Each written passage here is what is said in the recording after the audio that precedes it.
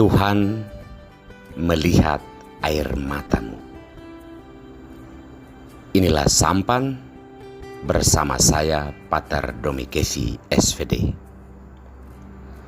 Bapak, Ibu, saudara-saudariku yang terkasih, sampan kembali menyapa Anda hari ini, dimanapun saat ini Anda berada, dan dalam keadaan apapun Anda saat ini.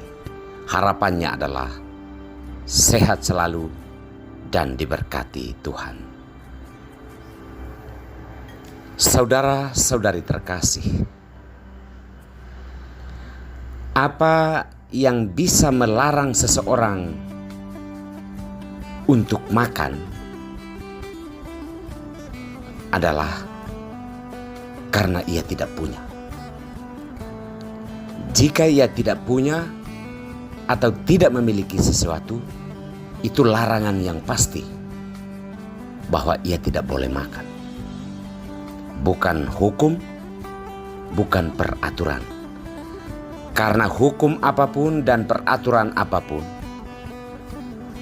pasti tidak akan pernah membiarkan orang menderita kelaparan atau kesulitan.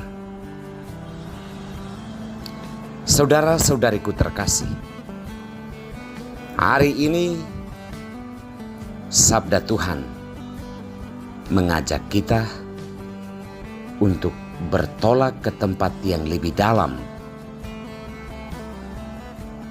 dari peraturan-peraturan dan hukum-hukum duniawi. Apa yang ada di dalam sana atau di dalam setiap peraturan dan hukum sebenarnya adalah belas kasihan, bukan peraturan semata. Jika kita hanya sampai pada permukaan hidup atau kehidupan kita begitu dangkal, maka kita hanya akan melihat hidup ini penuh dengan peraturan yang perlu dipatuhi dan ditaati, tetapi kita tidak memiliki rasa belas kasihan dan pemahaman yang luas tentang hidup yang sebenarnya. Dalam bacaan pertama, Hizkia menderita sakit. Kemudian oleh Allah melalui Nabi Yesaya, ia diperingatkan bahwa ia akan segera meninggal dunia dan sakitnya tidak tersembuhkan. Mendengar kalimat itu, Hizkia membalikkan badan, kemudian berseru kepada Tuhan agar Tuhan memperhatikan hidupnya. Dan Tuhan memperhatikan apa yang baik yang selama ini ia lakukan dalam hidup. Ia kemudian memohon belas kasihan Allah. Doa itu ternyata menggugah dan mengubah hati Allah, sehingga Allah memperpanjang hidupnya 15 tahun lagi. Bahkan Allah berjanji akan melindungi Hizkia dari serangan Asyur. Apa yang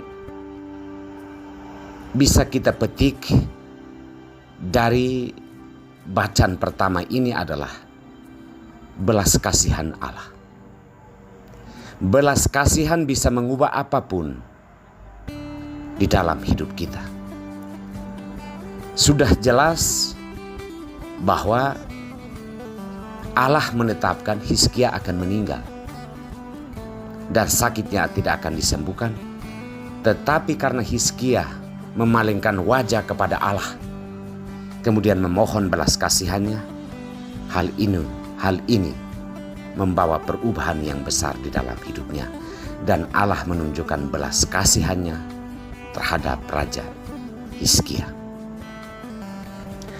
Dalam bacaan Injil, kita mendengar para murid Yesus, bahkan Yesus sendiri dikritik oleh orang-orang Farisi dan para ahli Taurat ketika mereka berjalan di ladang gandum, dan oleh karena lapar, para murid memetik bulir gandum untuk menyelamatkan kelaparan mereka. Orang-orang Farisi dan para ahli Taurat hanya mampu memandang tindakan ini dari segi hukum, bahwa mereka bersalah dari segi hukum dan pantas untuk dihukum. Tetapi Yesus memberikan kesadaran atau penyadaran kepada mereka bahwa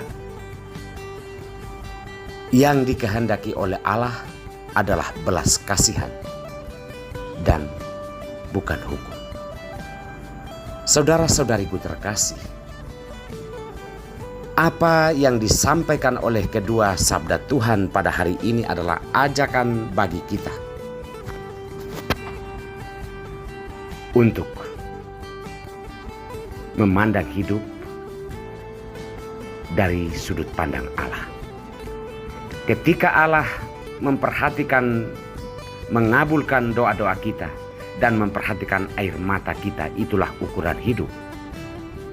Sering kita memvonis, menilai orang lain salah dan menghukumnya dengan kata-kata, tetapi kita tidak memahami apa yang melatar belakangi tindakan dan kata-kata seseorang ketika ia melakukan atau mengatakan sesuatu. Marilah kita memakai sudut pandang Allah yang memperhatikan air mata kita, memandang diri kita dengan belas kasihan, bukan memandang kita dari sudut pandang hukum. Marilah kita menggunakan ukuran itu dalam menjalani hidup terhadap sesama kita. Tuhan memberkati kita semua.